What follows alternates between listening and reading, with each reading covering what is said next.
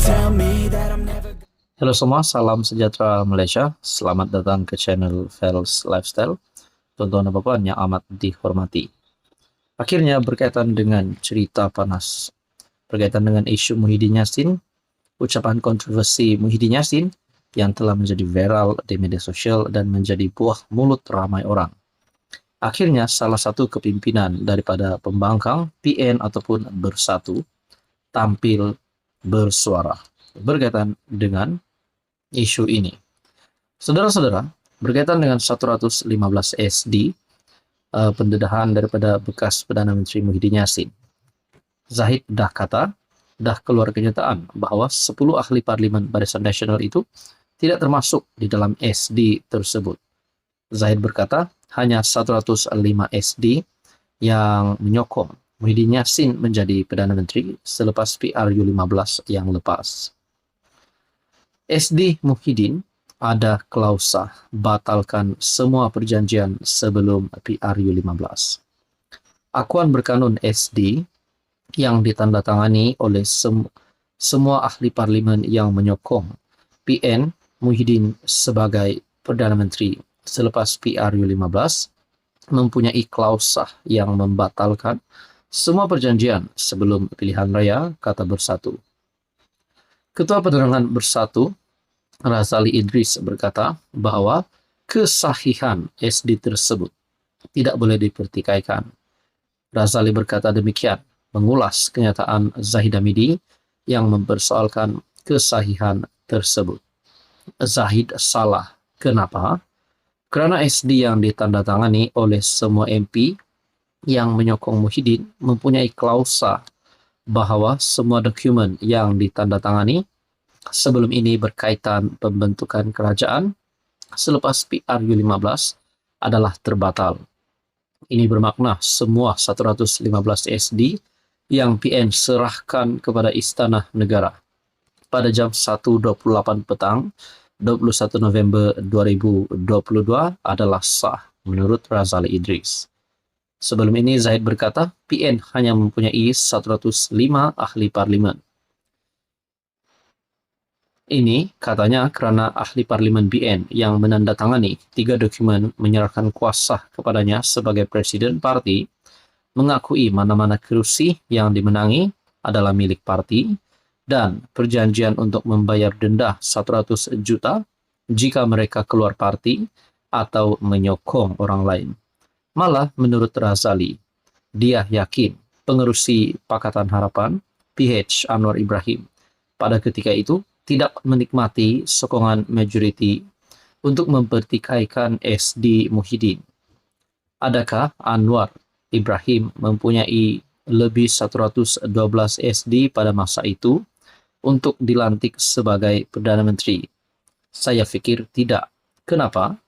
Kerana kalau Anwar telah mempunyai lebih 112 SD sebelum jam 2 petang pada 21 November 2022, iaitu tempoh masa yang ditetapkan oleh Istana Negara untuk penyerahan SD, dia tentunya berlari ke Istana Negara untuk mengangkat sumpah, katanya. Razali Idris membidas pihak yang mengkritik presiden partinya dengan mencabar Muhyiddin supaya mendedahkan nama-nama ahli parlimen yang menyokong dirinya menjadi Perdana Menteri selepas pilihan raya umum lalu. Sambil menasihatkan mereka supaya menutup mulut, Razali berkata, ahli parlimen BN tersebut telah diugut dan mereka perlu memberi keterangan di mahkamah jika Muhyiddin didakwa atas pertuduhan menghina yang di Pertuan Agong sebelum ini berhubung pelantikan Perdana Menteri selepas PRU15.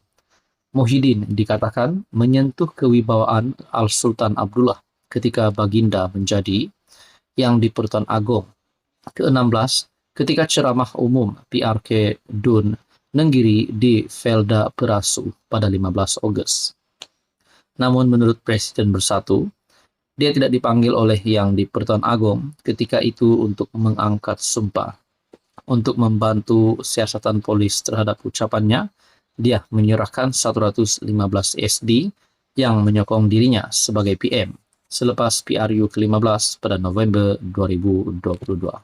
Akhirnya Muhyiddin telah memberikan SD tersebut kepada pihak polis. Persoalannya adalah, adakah selepas ini Muhyiddin Yassin boleh menjadi Perdana Menteri lagi? Dan Anwar Ibrahim akan ditumbangkan. Semua ini menjadi persoalan. Namun persoalan yang paling utama bagi saya adalah dedahkan siapa 115 SD itu, barulah rakyat puas hati. Apa komen Anda? Halo semua, salam sejahtera Malaysia. Selamat datang ke channel Vels Lifestyle. Saudara Puan, terima kasih kerana terus setia dan bersama di dalam channel ini. Saudara-saudara, ada yang berkata UMNO ataupun Barisan Nasional lebih baik bergerak solo pada PRU 16 nanti. Ada juga yang kata lebih baik UMNO dan BN bersama-sama dengan Pakatan Harapan di dalam Kerajaan Perpaduan sehingga PRU 16 nanti. Saudara-saudara, kita dapat lihat beberapa siri pilihan raya. Pilihan raya negeri, pilihan raya kecil, di mana jentera Kerajaan Perpaduan bersama BN dan PH terdapat beberapa impak positif yang kita dapat lihat. Namun ada juga kekalahan yang diterima oleh Kerajaan PHBN. Namun saudara-saudara, Akmal Saleh sebelum ini membuat kenyataan tidak menolak kemungkinan untuk UMNO bergerak solo selepas ini. Dan begitu juga Tokmat pun ada menyentuh berkaitan dengan ini. Namun saudara-saudara, sudah pasti kepimpinan tertinggi yang kita perlu dengar adalah Presiden Parti dan juga pengerusi Barisan Nasional, yaitu Ahmad Zahid Hamidi, yang merangkap sebagai timbalan Perdana Menteri hari ini. Zahid beri bayangan UMNO tidak akan bergerak solo pada PRU 16. Presiden UMNO Ahmad Zahid Hamidi memberi bayangan parti itu tidak akan bergerak solo dalam pilihan raya umum akan datang. Ahmad Zahid berkata, sokongan ahli UMNO semata-mata tidak mampu untuk memenangkan parti itu kerana yang menjadi penentu adalah pengundi luar jauh lebih besar. Jika sebelum ini kita mengambil pendekatan go solo, adakah ia merupakan langkah terbaik dalam keadaan politik semasa? Berdasarkan data dan sentimen sekarang, apakah kelebihan yang kita ada? Dengan pertambahan pengundi baru pula, dapatkah kita menguasai persepsi mereka? Ahli UMNO saja tidak mampu memenangkan kita. Yang menjadi penentu adalah pengundi di luar sana, yang jauh lebih besar peratusannya, yang jauh lebih ramai jumlahnya. Menurut Zahid ketika menyampaikan ucapan dasar Perhimpunan Agung UMNO 2024 di WTC KL. Mengulas lanjut, Zahid berkata, UMNO mesti keluar daripada echo chamber dan zon selesa. Katanya UMNO mesti berani berdepan dengan idea-idea baru dan perspektif yang beragam agar tetap relevan dalam landscape politik yang semakin kompleks. Ahmad Zahid turut mengingatkan perwakilan UMNO bahawa parti itu kini bukan lagi dominan seperti sebelum ini. Oleh itu, jika UMNO ingin membentuk persefahaman, ia perlu dinilai apakah kerjasama mesti dibentuk sebelum memasuki gelanggang pilihan raya ataupun sebelumnya. Sebagai parti yang membentuk sebuah negara bangsa, apapun pencak politik atau langkah yang hendak diambil, kepentingan negara dan rakyat adalah prasyarat yang tidak akan kita korbankan, menurut Zahid. Saudara-saudara, apa komen Anda berkaitan dengan kenyataan Zahid Hamidi ini?